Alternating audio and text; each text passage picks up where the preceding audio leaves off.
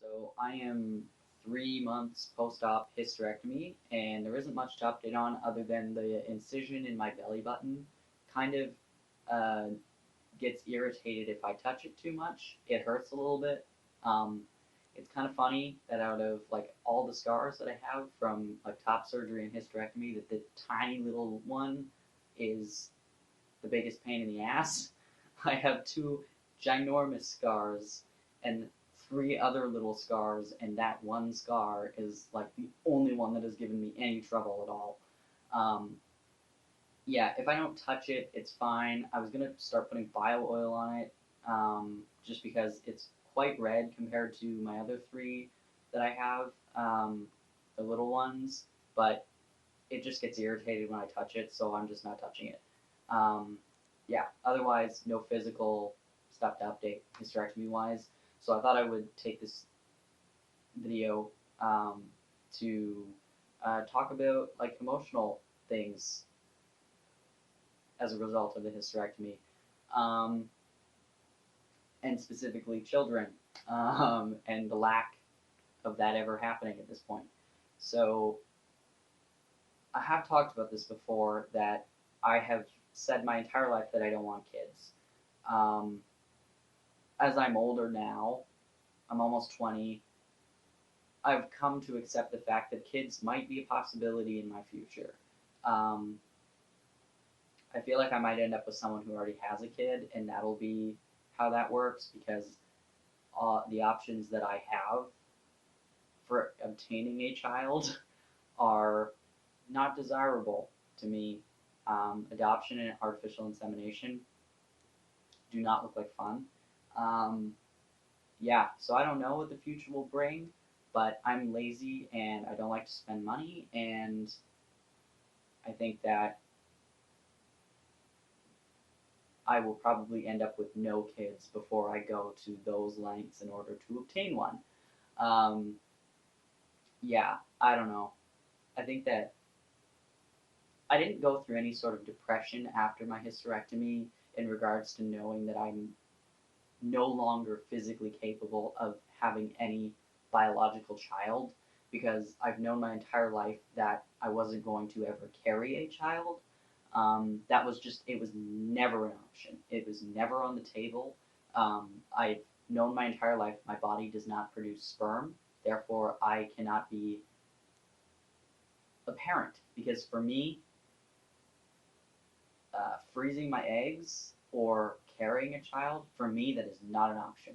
If you are a trans guy and you go through carrying a child or or freezing your eggs and go through that process, I commend you.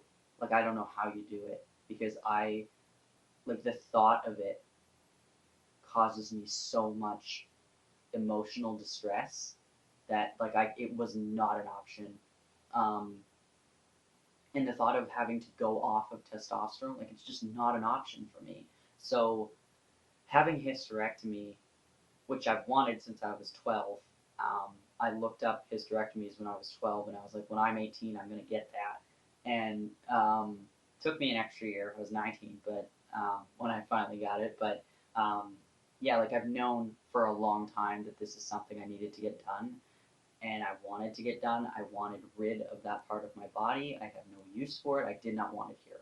Um, but it did kind of hit me, and I was talking to my friend the other day, just about children and knowing now that it is absolutely impossible. There is no such thing as a biological child of mine ever in existence. That possibility is gone. And that's kind of heavy to think about. Um, I feel like I mentioned this in a video, I have no idea which video, but a while ago. Because a couple years ago, I had a dream that I had a son, and he looked like me, and he was like 3 or something.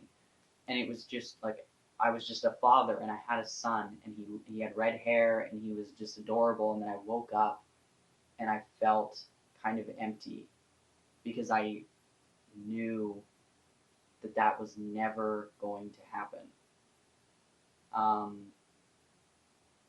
and that was like the only time that I've really felt sad about it. Because I don't, at this point in my life, I don't want kids. I'm, no, like my parents had kids young, but I don't have anyone in my life that I would be, like, it's not a thing right now, but in the future, and there is a part of me that feels, I hate to use this word, but like inadequate, because like when I'm in a relationship with a female, I have been in relationships with girls who wanted kids in the future, and just thinking about that, like not that I knew that I'd be with them later, because I wasn't like, oh, we're gonna be together forever, but like, but I have been in relationships with girls who wanted kids in the future, and just the thought of like, I can never give that to you, even if I wanted to. It's not an option. It's not a possibility. The fact that that will never happen makes me feel kind of dysphoric and upset because I can't provide that for a future partner.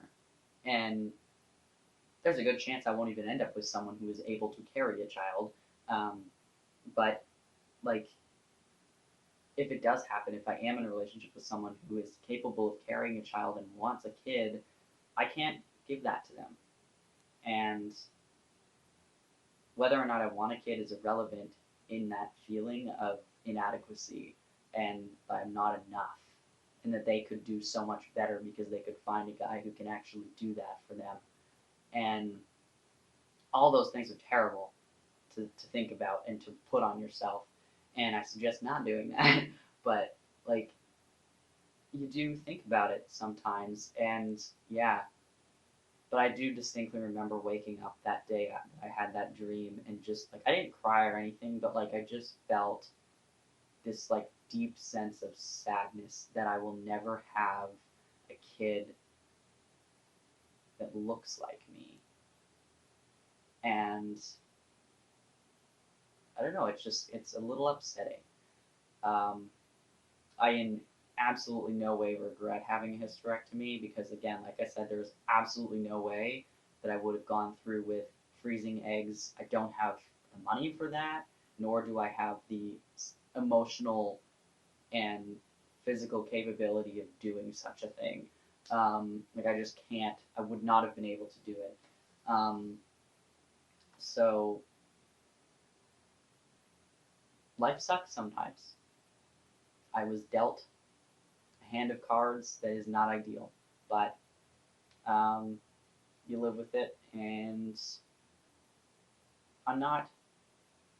I'm not upset. It doesn't get me down on a daily basis. This is just something I thought was important to talk about because I mean, there are people out there who do legitimately want children who are trans and have to go through this.